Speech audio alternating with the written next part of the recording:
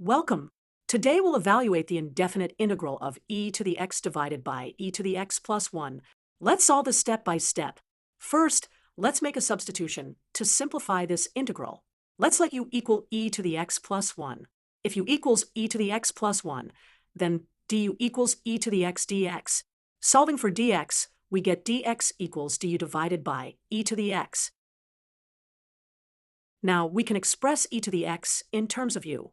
Since u equals e to the x plus 1, e to the x equals u minus 1. Substituting these back into our original integral, we get the integral of u minus 1 divided by u times 1 over u minus 1 du.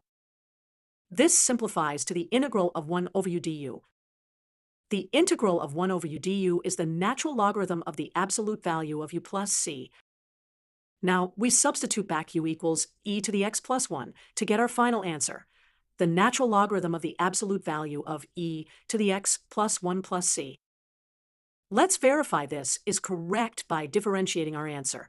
The derivative of natural log of e to the x plus 1 is 1 over e to the x plus 1 times e to the x, which is exactly what we started with. Therefore, the indefinite integral of e to the x divided by e to the x plus 1 dx equals the natural logarithm of the absolute value of e to the x plus 1 plus c.